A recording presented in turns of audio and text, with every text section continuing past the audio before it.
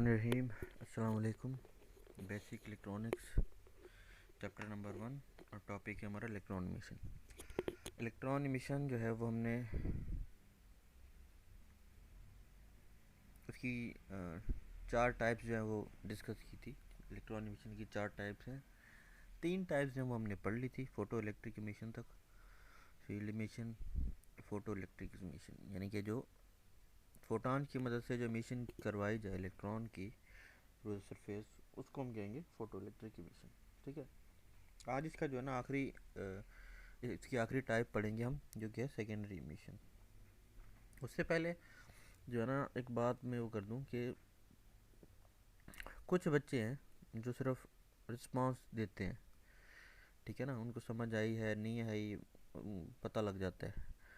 बाकी जितने भी बच्चे हैं वो कोई भी उनमें से जो है ना वो रिस्पॉन्स नहीं देता, ठीक है ना, ना कोई सवाल पूछता ना कुछ। मुझे पता है कि आधे से ज़्यादा बच्चों को तो समझ आती नहीं होगी, लेकिन फिर भी वो है ना उसके बावजूद भी जो है ना वो ना कोई सवाल करते हैं ना पूछते हैं। फिर जो है ना जब कॉलेज खुलेंगे तो वो कहेंगे सर हमें तो समझ ही नहीं आया था, ठीक है ना। तो एक बात मैं वहाँ वाज़ह कर दूँ कि कॉलेज खुलने के बाद बेटा ये टॉपिक्स जो है ना रिपीट नहीं होंगे, ठीक है ना। फिर हम आगे चलेंगे, इससे आगे जो हम जहाँ तक हम पढ़ लेंगे उसके आगे का शुरू होगा कॉलेज खुलने के बाद, ठीक है ना। ये चीज़ें दोबारा रिपीट नहीं की जाएंगी। ये आपको इसलिए पढ़ाया जा रहा है, मैं हफ्ते में सिर्फ एक सब्जेक्ट का एक लेक्चर जो होता है वो इसीलिए होता है कि सिर्फ जो है ना आपको समझ आ सके, आपको टाइम मिल सके समझने का। अदरवाइज़ हफ्ते का जो है ना शेड्यूल आप लोगों को पता होता है कि एक हफ्ते के अंदर कम से कम 2 या 3 लेक्चर होते हैं एक सब्जेक्ट के।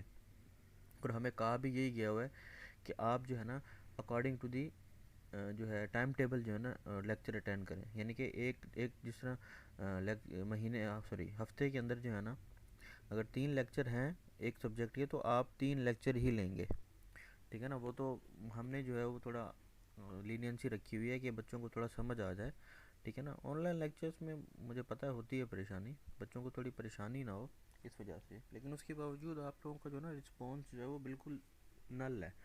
2-3 बच्चे अगर रिस्पॉन्स करते हैं तो इसमें क्या बड़ी बात है। आपकी 20 बच्चों की क्लास है, 2 बच्चे करते हैं रिस्पॉन्स, यानी कि 10% भी बच्चा जो है ना वो नहीं कर रहा। तो इसलिए मेहरबानी करके इस चीज़ को थोड़ा सीरियस लें, पढ़ें। बाद में जो है ना आपके एक्सक्यूज़ेस जो होंगे वो सारे ज़ाया जाएंगे, सारे के सारे। आपको कोई मसला है आप वो हमसे डिस्कस तो करें ना एटलीस्ट। आप लोग बिल्कुल हाथ पे हाथ रख के बैठे हैं। सेकेंडरी मिशन आखिरी टॉपिक है, चौथा टॉपिक सॉरी चौथी टाइप है इलेक्ट्रॉन मिशन की, जो है सेकेंडरी मिशन। सेकेंडरी मिशन क्या होता है?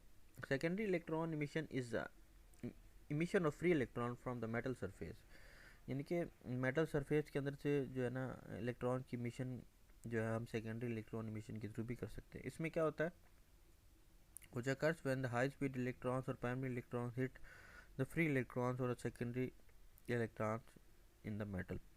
इसमें क्या होता है, प्राइमरी इलेक्ट्रॉन जो है वो सेकेंडरी इलेक्ट्रॉन्स को हिट करते हैं और वो सेकेंडरी इलेक्ट्रॉन जो है वो मेटल की सरफेस से बाहर चले जाते हैं। इसको कहते हैं बेसिकली सेकेंडरी मिशन। अब ये क्या चीज़ है, किस तरीके से होती है, इसको समझने के लिए एक एग्जांपल देता हूँ मैं आपको। स्नोकर, ठीक है ना। आप में से काफ़ी बच्चों ने खेली ना हो, देखी तो होगी, टीवी पे बेशक देखी हो, या जैसे कि अड्डे होते हैं इसके, कैसीनो वगैरह जो होती हैं, कैसीनो तो नहीं कहेंगे हमारे पास, यहाँ तो कहते हैं जुए के अड्डे। खैर वहाँ पर स्नोकर होती है। तो स्नोकर में क्या होता है कि एक वाइट बॉल होती है, बाकी जो है वो डिफरेंट कलर्स की बॉल्स होती हैं, उनके ऊपर डिफरेंट डिफरेंट नंबर लगे हुए होते हैं, ठीक है। आप सिर्फ क्या करते हो, जब भी किसी बॉल को हिट करते हो आप उस बॉल को डायरेक्ट हिट नहीं करते, ठीक है। उसमें क्या होता है कि वाइट बॉल के थ्रू उस बॉल को आप हिट करते हो। जैसे ही वाइट बॉल को जब आप हिट करोगे तो वाइट बॉल मूव करती हुई उस बॉल को लगेगी जिसको भी आपने हिट करना है, ठीक है। फिर वहाँ वाइट वाली बॉल जो है वो मूव हो जाए सॉरी स्टॉप हो जाएगी, और दूसरी वाली बॉल जो है वो मूव करना शुरू कर देगी, ठीक है ना। वाइट बॉल जो है वो उसके अंदर मोशन था, वो प्राइमरी इलेक्ट्रॉन है। जो दूसरी बॉल है जिसको आपने हिट करना था वो सेकेंडरी इलेक्ट्रॉन है, लेकिन वो इस वक्त रेस्ट में था, ठीक है ना। मेटल की सरफेस के अंदर कह लें वो रेस्ट में था, लेकिन जैसे प्राइमरी इलेक्ट्रॉन ने हाई स्पीड के साथ जो है ना उस इलेक्ट्रॉन को हिट किया तो वो मूव करने शुरू हो गया, यानी कि वाइट बॉल ने अपनी एनर्जी दूसरी बॉल को ट्रांसफ़र कर दी। इसी तरीके से क्या होता है, प्राइमरी इलेक्ट्रॉन जो होते हैं उनके अंदर हाई वेलोसिटी होती है। जब वो किसी मेटल सरफेस के ऊपर स्ट्राइक करवाया जाता है उनको, ठीक है, जैसे अगर इस इमेज में अगर आप देखें, ये हाई स्पीड इलेक्ट्रॉन्स है, इनको जब आप हिट करवाएंगे, ये आपके मेटल के अंदर इलेक्ट्रॉन जब भी इनको हिट करेंगे तो जाहिर बात है यहाँ पर ये मतलब आपको समझाने के लिए थोड़े इलेक्ट्रॉन्स बनाए गए हैं। लेकिन अगर मेटल की सरफेस की बात करें, वहाँ पर लाखों की तादाद में, करोड़ों की तादाद में इलेक्ट्रॉन्स मौजूद होते हैं। अगर एक इलेक्ट्रॉन्स अगर जाकर हिट करवाता है, एक इलेक्ट्रॉन, वो कम से कम जो है ना 100-200 इलेक्ट्रॉन्स को हिट करेगा और उनको बाहर धकेलेगा, ठीक है, यानी कि इतनी वेलोसिटी होगी। जाहिर बात है अगर ये इलेक्ट्रॉन है, लेट्स सपोज ये इलेक्ट्रॉन अगर वो इस तरह सीधा नहीं जाता, इस तरह मूव करते, तो इस तरह मूव करने में आप देखें 2 इलेक्ट्रॉन और हैं, ये इनको जब हिट करेगा तो जाहिर बात है ये इलेक्ट्रॉन 2 हिट करेंगे।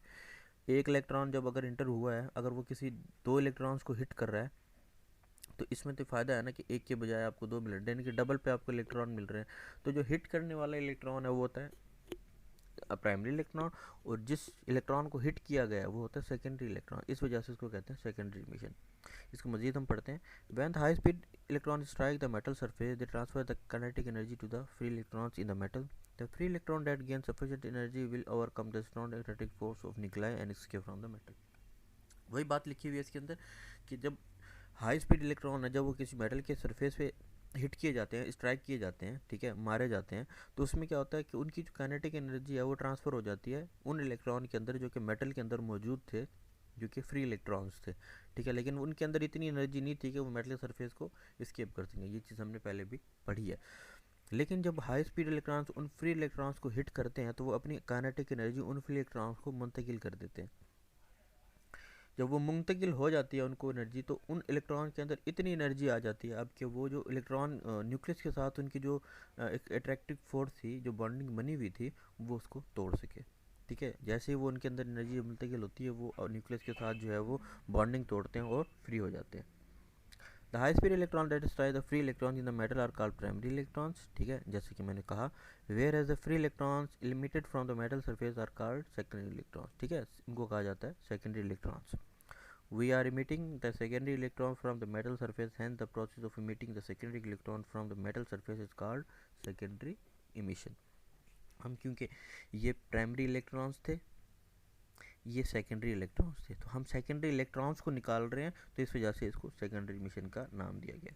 नंबर ऑफ प्राइमरी इलेक्ट्रॉन्स है, when large number of high speed or high energy electron strike the free electrons in the metal, large number of free electrons gains enough energy and jump into the vacuum, ठीक है, यानी कि जब वो primary electrons जो है वो strike करते हैं फ्री इलेक्ट्रॉन के साथ, तो फ्री इलेक्ट्रॉन जो है वो इतनी एनर्जी जब वो गेन कर लेते हैं कि वो मेटल की सरफेस से निकल कर वैक्यूम के अंदर जंप कर देते हैं, क्योंकि ये सारे के सारे प्रोसेस वैक्यूम के अंदर परफॉर्म हो रहे हैं। On the other hand, when small number of high speed or high energy strike the free electrons in a metal, small number of free electrons gains enough energy and jump into vacuum। वही बात है कि ज़्यादा electrons होंगे primary, तो secondary electron ज़्यादा निकलेंगे। अगर थोड़े जो है ना यानी कि प्राइमरी इलेक्ट्रॉन्स अगर थोड़े होंगे, यानी कि स्ट्राइक करने वाले इलेक्ट्रॉन अगर थोड़े होंगे, तो जाहिर बात है कि जो सेकेंडरी इलेक्ट्रॉन जो कि मेटल की सरफेस को छोड़कर वैक्यूम के अंदर जंप कर रहे हैं, वो भी थोड़े ही होंगे, ठीक है। जितनी ज़्यादा गुड़ उतना ज़्यादा मीठा।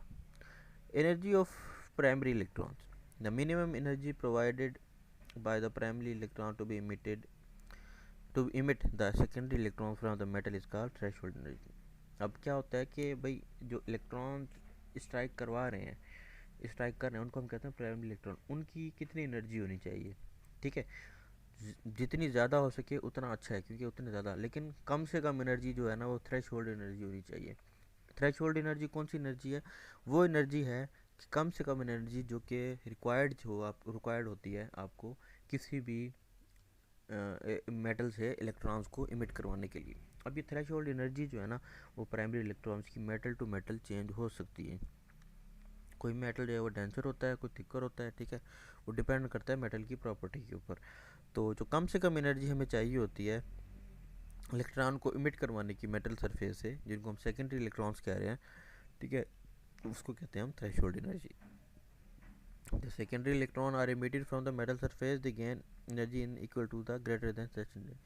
तो यही है कि इलेक्ट्रॉन तभी निकलते हैं जबकि प्राइमरी इलेक्ट्रॉन जो है उनकी जो एनर्जी है या सेकेंडरी इलेक्ट्रॉन जो एनर्जी गेन कर लेते हैं वो इक्वल हो थ्रेशोल्ड एनर्जी के बराबर या उससे ज़्यादा।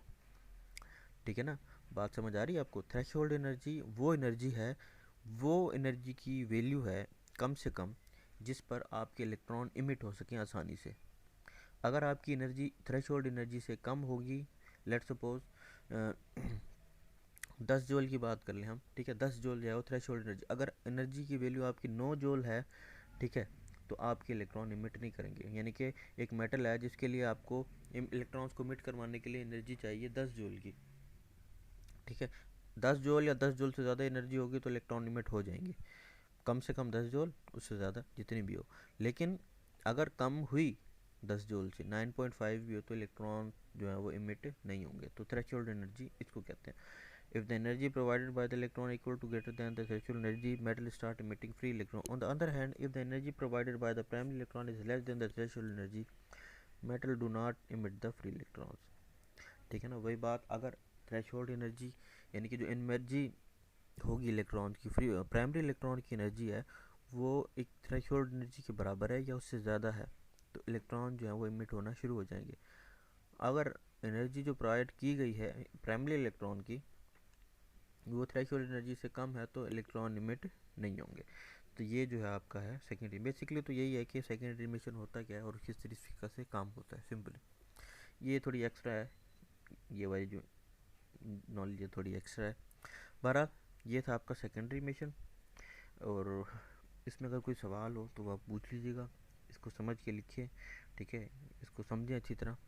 इतना मुश्किल टॉपिक तो नहीं है वैसे, फिर भी अगर कोई भी मसला हो तो वो आप मुझसे पूछ सकते हैं। इंशाल्लाह अगले लेक्चर में मिलेंगे अगले टॉपिक के साथ, तब तक के लिए अल्लाह हाफ़िज़।